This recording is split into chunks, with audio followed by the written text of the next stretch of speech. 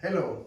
In this video we want to show you how to use our Fenris bow magazine with a left-handed bow. Short overview, why are there left and right-handed bows on the market? A right-handed bow is actually held in your left hand and you pull on the string with your right hand. That's the right-handed bow.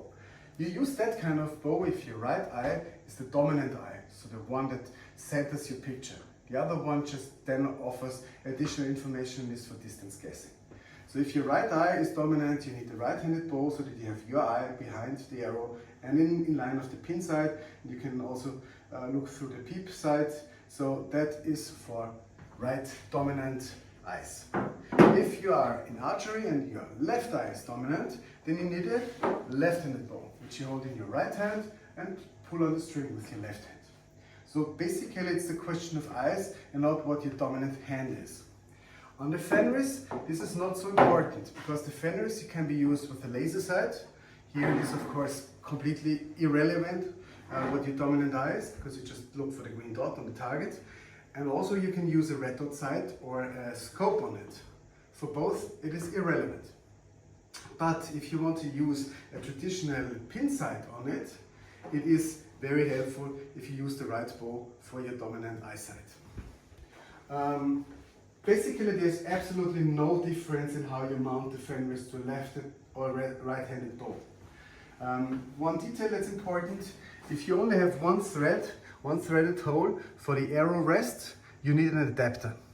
In case of our M1 bow, we have this adapter here on the outside.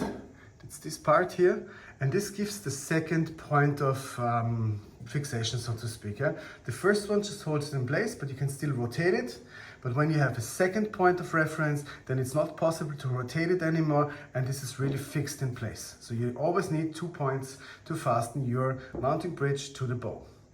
In this case, we are lucky. This bow already has 2 threaded holes, which is, by the way, something that's getting increasingly common.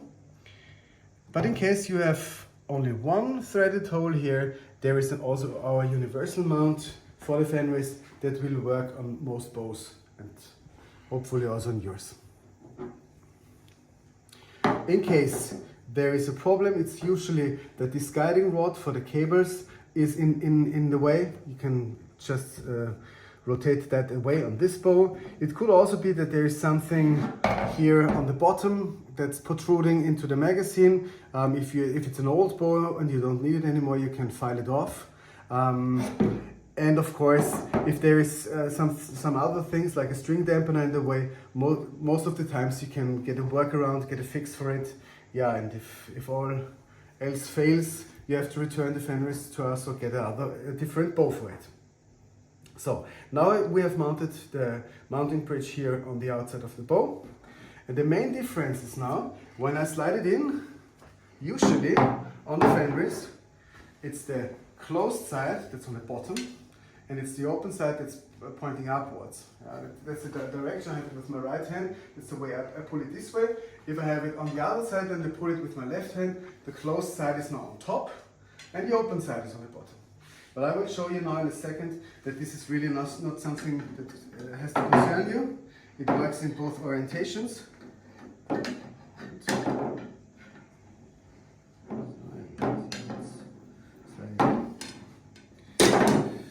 actually it has also a slight advantage. You can see here now the Picatinny rail for mounting the red dot is on the bottom, but there are also threads on top, so you can just take it and mount it on the top. Whereas if you wanted a scope mount on the back, on the right-handed version you need an extra Picatinny rail that's connected here and protrudes here into this area. And because there is already a wall here, we made threaded holes, so you can also mount the Picatinny rail on the back automatically.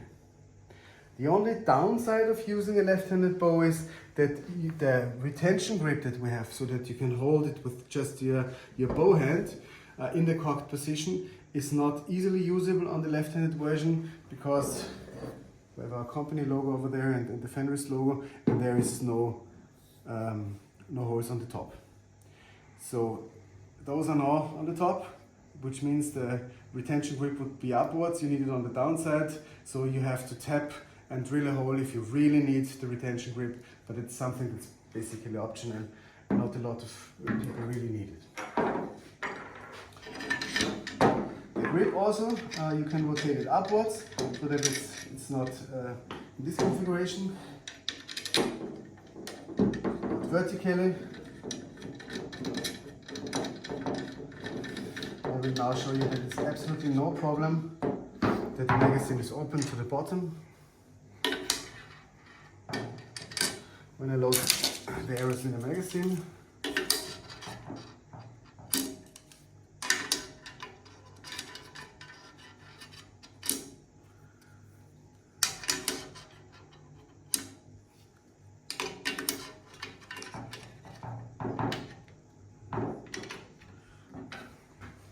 can't fall out because they also hold in place at the tip. That's absolutely no problem. As I told you, the only downside is the missing retention grip now, but besides that you can fully use your bow also in a left-handed configuration without any problems. I hope that clears up the issue. If you have any questions, please contact our support using the form on our website. And besides that, I wish you a good day and thank you for your attention.